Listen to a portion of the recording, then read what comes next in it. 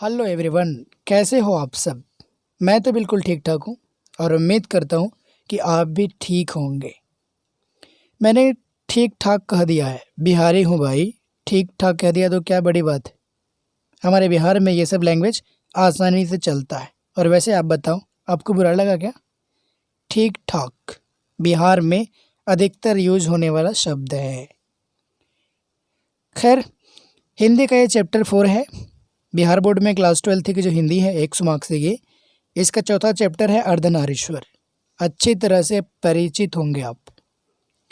इससे पहले वाली वीडियो में, दैट मीन्स पहले पार्ट में, मैंने इस चैप्टर की व्याख्या को बताया था। आपको याद होगा कि ये पूरा कंप्लीट नहीं हुआ था। पार्ट 1 में मैंने यहाँ तक कंप्लीट किया था और इस पार्ट 2 में कोशिश करूँगा कि पूरा चैप्टर कंप्लीट हो जाए। यहाँ तक में आपको कोई दिक्कत था तो आपको बता देना चाहिए, लेकिन अब तक किसी का कमेंट नहीं आया था, तो आगे बढ़ता हूँ मैं। आगे लेखक कहते हैं कि धर्म साधक महात्मा और साधु नारियों से भय खाते हैं। धर्म साधक महात्मा और साधु नारियों से भय खाते हैं।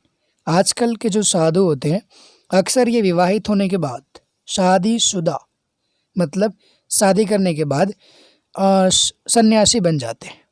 ठीक है, इसी के बारे में लेखक कहते हैं कि धर्म साधक महात्मा और साधु नारियों से भय खाते थे। विचित्र बात तो ये है कि इनमें से कई महात्माओं ने तो ब्याह भी किया था और फिर नारियों की निंदा भी की। कबीर साहब का एक दोहा मिलता है। इस दोहा को पढ़ने के बाद मुझे थोड़ा सा हंसी भी आता है यार, आप खुद भी सुनो। कबीर जी कहते हैं कि नारी तो हमहू करी, तब ना किया विचार, जब त जाना तब परिहरी, नारी महाविकार। अजीब टाइप का दोहा है ये। इसमें कबीर जी कहते हैं कि नारी तो हम भी किए हैं, दैट मीन्स शादी तो हम भी किए हैं, तब हम विचार नहीं किए थे। जब उसके बारे में जाने तब हमको लगा कि ये महाविकार है। ठीक है, नारियों की यह अवहेलना हमारे काल तक भी पहुंची है। अभी के ज़माने में, ये तो बात हो रही है कबीर के ज़माने की, लेकिन अभी के ज़माने में भी ये चीज़ अवेलेबल है। ठीक, यहाँ जो है कबीर जी के इस दोहे से थोड़ा सा नारी का जो है गुण दोष प्रकट होता है। आगे देखिए, नारियों की यह अवहेलना हमारे अपने काल तक भी पहुँची है। बर्नार्ड शॉ ने नारी को अहेरिन और नर को अहेर माना है। तात्पर्य ये है कि अहेर को अहेरिन के पास तो बचकर चलना चाहिए।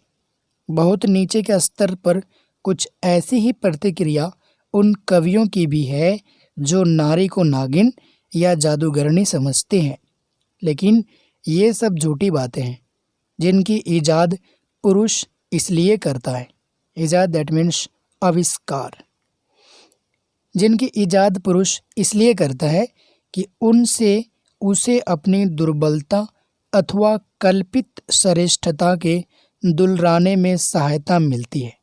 असल में विकार नारी में भी है और नर में भी, तथा नाग और जादूगर के गुण भी नारी में कम और पुरुष में अधिक होते हैं। नाग या जादूगर के गुण ये नर में अधिक होते हैं। ठीक है, ऐसा नहीं है कि नारी में ही होता है, नर में अधिक होता है। ठीक है, और नारी में कम। उसी बात को लेखक ने यहाँ पर कहा है कि असल में विकार नारी में भी है और नर में भी, तथा नाग और जादूगर के गुण भी नारी में कम, पुरुष में अधिक होते हैं। एवं आखेट तो मुख्यतः पुरुष का ही स्वभाव है। आखेट मतलब शिकार। शॉर्ट में मैं दोबारा इस जगह से पढ़ता हूँ। कहीं कहीं पर देखोगे आप तो थे को हैं या मैं को से भी पढ़ देता हूँ। देखो, अर्थ सही से समझाने के लिए थोड़ा बहुत मिलाना पड़ता है, इसे आप इग्नोर करेंगे। ठीक है, मैं दोबारा इसे पढ़ता हूँ ताकि आपको अच्छे ढंग से समझ में आ जाए। शॉर्ट में, बिल्कुल शॉर्ट में। धर्म साधक महात्मा और साधु नारियों से भय खाते थे पहले के ज़माने में। विचित्र बात तो ये है कि इनमें से कई महात्माओं ने तो ब्याह भी किया और फिर नारियों की निंदा भी की। पहले तो शादी किए, उसके बाद नारी की निंदा भी किए। कबीर साहब का एक दोहा मिलता है। यहाँ पर रामधारी सिंह दिनकर जी कहते हैं कि कबीर साहब का एक दोहा मिलता है। कौन सा दोहा है? नारी तो हमहू करी, नारी तो हमहू करी, तब न किया विचार, जब जानी तब परिहरी, नारी महाविकार। भाई आप बिहारी हो तो ये दोहा आपको अच्छे ढंग से समझ में आएगा। अगर आप भोजपुर से हो ना तो ज़रूर बताना मुझे। आगे कहते हैं लेखक, नारियों की यह अवहेलना, मतलब नारी के दोष को प्रकट किया जा रहा है ना इस जगह। थोड़ा बहुत अगर देखा जाए सही से तो इस जगह से नारी का जो है दोष प्रकट हो रहा है। ठीक, नारी की यह अवहेलना हमारे अपने काल तक भी पहुंची है। बर्नार्ड शॉ ने नारी को अहेरिन और नर को अहेर माना है। ऑब्जेक्टिव बन सकता है इस जगह से। तात्पर्य ये है कि अहेर को अहेरिन के पास से बचकर चलना चाहिए। बहुत नीचे के स्तर पर कुछ ऐसी ही प्रतिक्रिया उन कवियों की भी है जो नारी को नागिन या जादूगरनी समझते हैं, लेकिन ये सब झूठी बातें हैं। जिनकी ईजाद का मतलब होता है आविष्कार। ईजाद उर्दू शब्द भी हो सकता है। ठीक है, ईजाद पुरुष इसलिए करता है कि उनसे उसे अपनी दुर्बलता अथवा कल्पित श्रेष्ठता के दुलराने में सहायता मिलती है। असल में विकार नारी में भी है और नर में भी, तथा नाग और जादूगर के गुण भी नारी में कम होते हैं और पुरुष में अधिक होते हैं। एवं आखेट तो मुख्यतः पुरुष का ही स्वभाव है। आखेट का मतलब होता है शिकार। इस जगह लेखक ने पुरुष के बारे में भी कुछ कहा है, तो सही कहा है, क्योंकि मैंने जब भी कहीं पर ट्रैवल किया है तो देखते हैं कि कोई बंदर को नचा रहा है पकड़ के, कोई सांप को नचा रहा है, कोई खेल दिखा रहा है, तो उसमें अक्सर पुरुष ही होते हैं। मैंने तो नारी को कहीं पर नहीं देखा है अभी तक, लेकिन नारी इसलिए यहाँ पर कहा गया है कि जादूगर और नाग के जो गुण होते हैं ना, ये पुरुष में अधिक होते हैं। आगे बढ़ते हैं। इन सब से भिन्न रविंद्रनाथ प्रसाद और प्रेमचंद्र जैसे कवियों और रोमांटिक चिंतकों में नारी का जो रूप प्रकट हुआ वह भी उसका अर्धन्यश्वरी रूप नहीं है। प्रेमचंद्र ने कहा है कि पुरुष जब नारी के गुण लेता है तब वह देवता बन जाता है। इस जगह समझोगे बिल्कुल ध्यान से, प्रेमचंद्र जी क्या कहते हैं?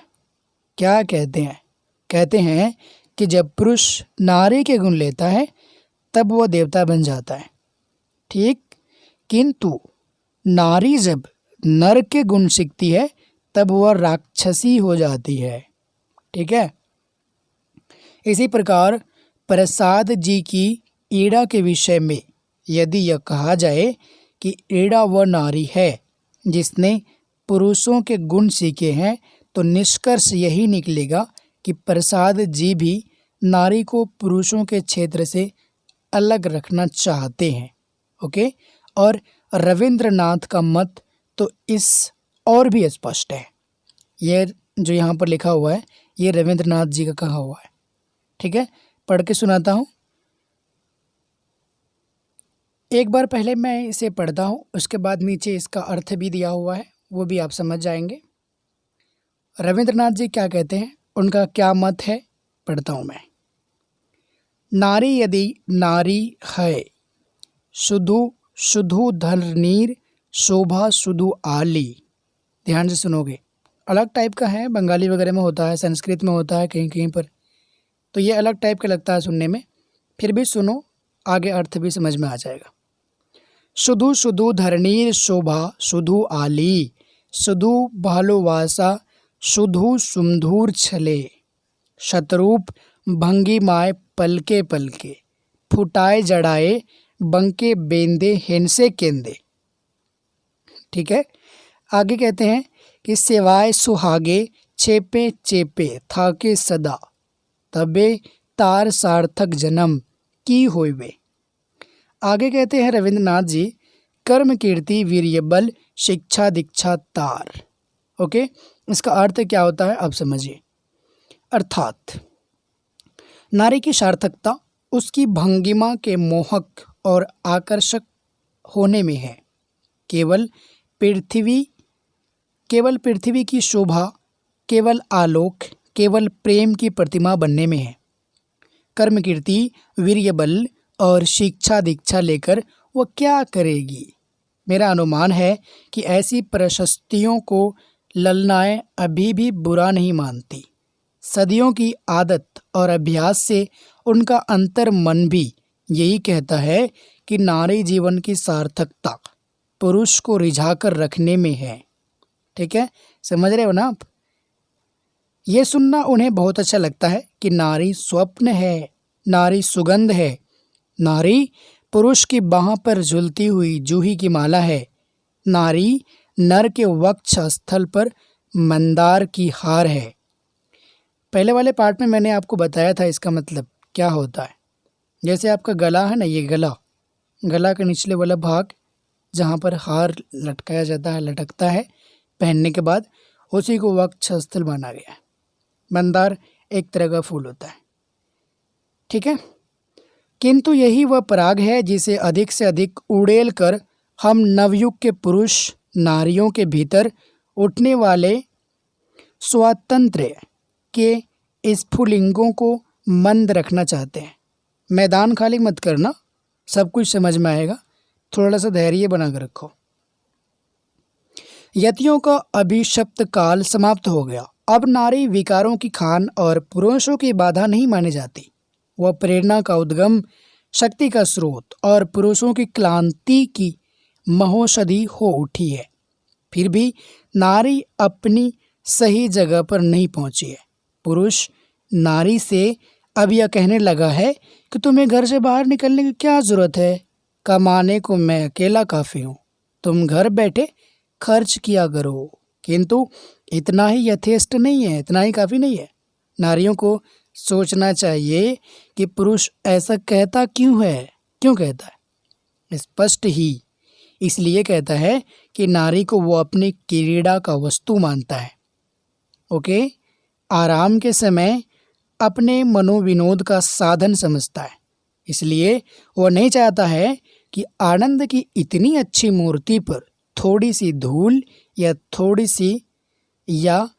थोड़ी भी धुएं का धब्बा लगे। ओके, नारी और नर एक ही द्रव्य की ढली दो प्रतिमाएं हैं। आरंभ में दोनों बहुत कुछ समान थे। आज भी प्रत्येक नारी में कहीं न कहीं कोई एक प्रच्छन्न नर और प्रत्येक नर में कहीं न कहीं एक छीन नारी छुपी हुई है। किंतु सदियों से नारी अपने भीतर के नर को और नर अपने भीतर की नारी को बेतरह दबाता आ रहा है। परिणाम यह है कि आज सारा जमाना ही मर्दाना मर्द और औरतानी औरत का जमाना हो उठा है। पुरुष इतना कर्कश और कठोर हो उठा है कि युद्धों में अपना रक्त बहाते समय उसे यह भी ध्यान ही नहीं रहता कि रक्त के पीछे जिनका सिंदूर बहने वाला है उनका क्या हाल होगा, और न सिंदूर वालियों को ही इसकी फिक्र है कि और नहीं तो उन जगहों पर तो उनकी राय खुले जहां सिंदूर का आफत आने की आशंका है। ठीक है, कौरवों की सभा में यदि संधि की वार्ता कृष्ण और दुर्योधन, हिस्ट्री की बात हो रही है इस जगह। ठीक है, महाभारत के बारे में जानते हो आप? क्या जानते होगे? तो ये इसका अर्थ आपको बिल्कुल अच्छे तरीके से समझ में आएगा।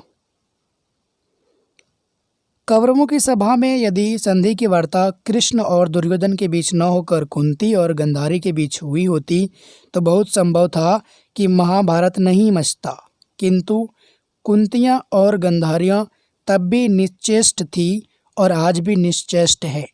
बल्कि द्वापर के कलिकाल तक पहुँचते पहुँचते वे अपनी भीतर, इस जगह भीतर है, दृष्टि बाधित हो जाती है, नज़र नहीं आता थोड़ा बहुत, इसलिए पहुँचते पहुँचते वे अपने भीतर की नरता का और भी अधिक दलन कर चुकी है। छोटा लिखा हुआ है ना, बिल्कुल छोटा छोटा है, इसलिए कहीं कहीं पर दिखाई भी नहीं देता। पहुँचते पहुँचते वे अपने भीतर की नरता का और भी अधिक दलन कर चुकी है। जहाँ कहीं फूलों का प्रदर्शन और रेशमी वस्त्रों का हाट है, नारियाँ अपने मन से वहीं जमा होती है। जिन कांडों से फूलों के बाग उजड़ते और रेशमी वस्त्रों के बाजार जलकर खाक हो जाते हैं, उनके संचालन और नियंत्रण का सारा भार उन्होंने पुरुषों पर डाल रखा है। आधी दुनिया उछलने कूदने, आग लगाने और उसे बुझाने में लगी हुई है और आधी दुनिया फूलों की सैर में है। आगे बढ़ते हैं। नर नारी के प्रचलित संबंधों का मनोवैज्ञानिक प्रभाव संसार के इतिहास पर पड़ रहा है और जब जब तक यह संबंध नहीं सुधरते, शांति के मार्ग की सारी बाधाएं दूर नहीं होगी। नारी कोमलता की आराधना करते करते इतनी कोमल हो गई है कि अब उसे दुर्बल कहना चाहिए। उसने पुरुष से अपने आप को इतना विहीन बना लिया है कि कर्म के बड़े क्षेत्रों में पांव धरते ही उसकी पत्तियां कुम्हलाने लगती है और पुरुष में कोमलता की जो प्यास है उसे नारी भली भांति शांत कर देती है। फिर पुरुष अपने भीतर कोमलता का विकास क्यों करे? इस स्थिति से बाहर निकलने का रास्ता वह नहीं है जिसे रोमांटिक कवियों और चिंतकों ने बतलाया है, बल्कि वह है जिसकी ओर संकेत गांधी और मार्क्स करते हैं, कार्ल मार्क्स। ठीक, निवृत्ति मार्गियों की तरह नारी से दूर भागने की बात तो निरी मूर्खता की बात है और भोगवादियों के समान नारी को निरे भोग की वस्तु मान बैठना और भी गलत है। नारी केवल नर को रिझाने अथवा उसे प्रेरणा देने को नहीं बनी है। जीवन यज्ञ में उसका भी अपना हिस्सा है और वह हिस्सा घर तक ही सीमित नहीं है, बाहर भी है। जिसे भी पुरुष अपना कर्मक्षेत्र मानता है, जिसे भी पुरुष अपना कर्मक्षेत्र मानता है, वह नारी का भी कर्मक्षेत्र है। कर्मक्षेत्र काम करने का क्षेत्र, एरिया। नर और नारी दोनों के जीवनोद्देश्य एक हैं। दोनों के जीवन का उद्देश्य एक है। यह अन्याय है कि पुरुष तो अपने उद्देश्य की सिद्धि के लिए मनमाने विस्तार का क्षेत्र अधिकृत कर ले और नारियों के लिए घर का छोटा कोना छोड़ दे। जीवन की प्रत्येक बड़ी घटना आज केवल पुरुष प्रवृत्ति से नियंत्रित और संचालित होती है, इसलिए उसमें कर्कशता, अधिक कोमलता कम दिखाई देती है। यदि इस नियंत्रण और संचालन में नारियों का भी हाथ हो तो मानवीय संबंधों में कोमलता की वृद्धि अवश्य होगी। यही नहीं प्रत्युत प्रत्येक नर को एक हद तक नारी और प्रत्येक नारी को एक हद तक नर बनाना भी आवश्यक है। गांधी जी ने अपने जीवन के अंतिम दिनों में नारीत्व की भी साधना की थी। उनकी पोती ने उन पर जो पुस्तक लिखी है उसका नाम ही बापू मेरी माँ है। उनकी पोती क्या मतलब? महात्मा गांधी की पोती। ढूंढ के बता सकते हो क्या नाम है उनका? गूगल सर्च करो और बता दो मुझे कि महात्मा गांधी की पोती का क्या नाम है। और यहाँ से तो स्पष्ट है ही कि उनकी पोती जो पुस्तक लिखी है महात्मा गांधी पर, उसका नाम क्या है उस पुस्तक का? बापू मेरी माँ। दया, माया, सहिष्णुता और भीरुता ये स्त्रीयोचित गुण कहे जाते हैं। ऐसा कहा जाता है कि दया, माया ये सब अधिक स्त्रियों में होते हैं, किंतु क्या इन्हें अंगीकार करने से पुरुष के पौरुष में, ठीक है, यानी कि मर्द के मर्दानगी में कोई दोष आने वाला है? मान लो कि ये दया, माया, सहिष्णुता, भीरुता अगर पुरुष भी एक्सेप्ट कर ले तो क्या उसके मर्दानगी में दोष आ जाएगा?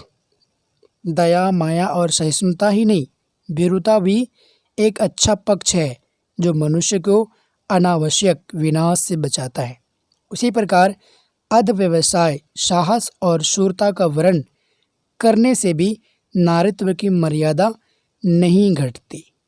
अर्धनारीश्वर केवल इसी बात का प्रतीक नहीं है कि नारी और नर जब तक अलग है तब तक दोनों अधूरे हैं, बल्कि इस इस बात का भी पुरुष में नारीत्व की ज्योति जगे और ये कि प्रत्येक नारी में भी पौरुष का स्पष्ट आभास हो। ठीक है। मही मांगती प्राण प्राण में सजे कुसुम की क्यारी, स्वप्न स्वप्न में गूंज सत्य की, पुरुष पुरुष में नारी। ये लाइन मुझे काफ़ी अच्छा लगता है, इसलिए मैं दोबारा भी पढ़ूंगा इसे। सुनिए आप दोबारा। मही मांगती प्राण प्राण में सजी कुसुम की क्यारी, स्वप्न स्वप्न में गूंज सत्य की, पुरुष पुरुष में नारी। चैप्टर तो काफ़ी अच्छा था। कोशिश की है मैंने कि प्रत्येक लाइन को अच्छे ढंग से समझाऊं। बहुत सारी बातें हैं इसमें, अगर कहीं पर आपको दिक्कत होती है तो आप मुझे पूछ लीजिए। पूछने के लिए कमेंट सेक्शन है। चैप्टर कुछ ज़्यादा लंबा नहीं था, सो 2 ही पार्ट में कंप्लीट हो गया। अब इस चैप्टर का ऑब्जेक्टिव, सब्जेक्टिव मतलब प्रश्न उत्तर और सारांश सबको आप खुद से भी बना सकते हैं।